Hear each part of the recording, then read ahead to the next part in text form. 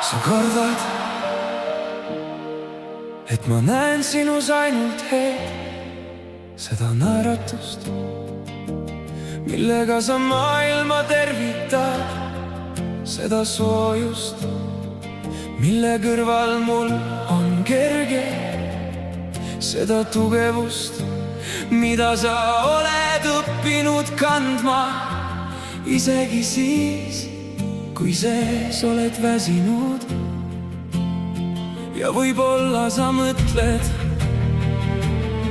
aga mis siis, kui ta näeb ülejäänud, kui ta näeb mind haavatuna, kui ma olen tujukas, kui ma nutan ilma ilusate sõnadeta, kui ma vihastan, kui ma ei oska ennast seletada, kui ma vajan vaikust, kui ma olen ühel päeval hoopis teistsugune kui see naine, kelles seda armus. Aga kuula mind, ma ei taha armastada ainult sinu kõige ilusamaid päevi. Ma tahan õppida tundma ka seda inimest, kes nende päevade taga elab. Sa ei pea mulle kogu oma hinge ühel tugevama. Ava üks uks, kui kardad, ütle mulle. Ma kardan. Kui vajad aega, ütle. Ära suru mind. Aga ära ka. Kui mu sõnad teevad haiget, ära ehita nende ümber nädalate pikkust vaikust. Ütle mulle, sest ma ei oska sinu vaikust lugeda. Ma võin sind armastada, aga ma ei näe läbi suletud ukse ja mina räägin sulle ka. Mitte ainult sellest, mida sina tunned, minul on samuti hirmud. Ka mina võin karta konflikti, ka mina võin karta, et sinu emotsioonid on suuremad, kui ma oskan kanda. Aga mina võin vaikida, kui mu närvisüsteem ütleb liiga palju. Mul on vaja hetke, see ei tähenda, et ma sind vähem armastan. Õpime siis, kuidas sina tülitsed, kuidas mina tülitsen.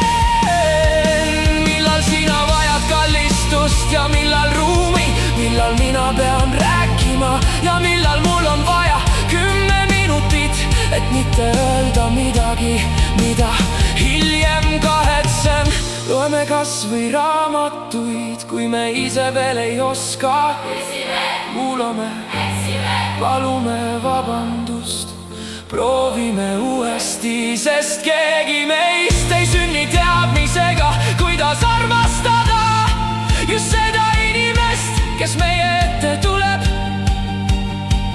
Aga ära palu mul olla sinu ees alasti hingega, kui sina seisad minu ees soomusrüüs.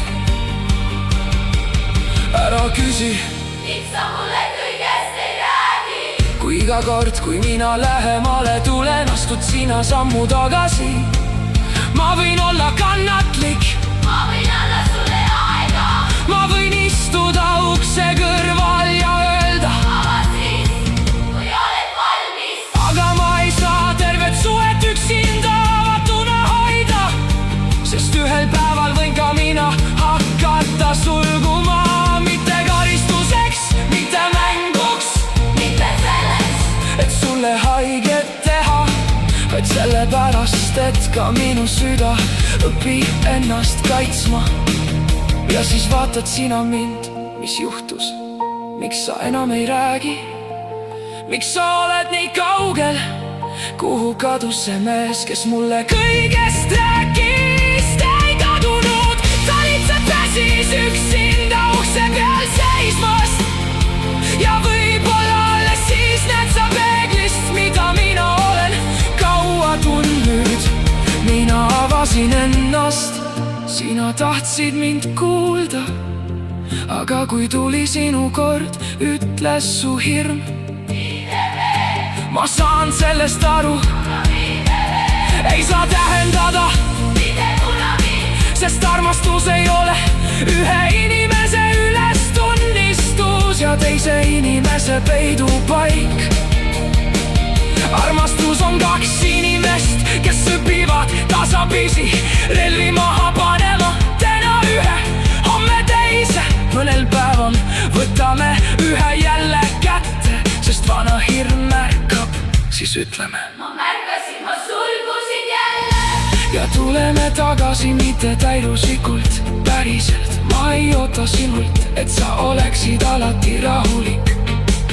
ma ei oota, et sa oleksid alati rõõmus. ma ei vaja naist, kes oskab oma valu nii hästi peita, et mul oleks mugav. ma tahan inimest, naist, kes vahel väriseb, vahel vihastab, vahel kahtleb, vahel vajab rohkem kui oskan küsida.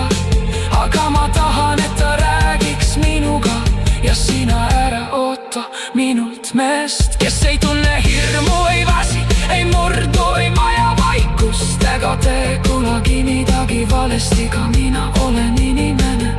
kui me tahame, et meid armastataks päriselt, peame ühel hetkel lubama end päriselt näha.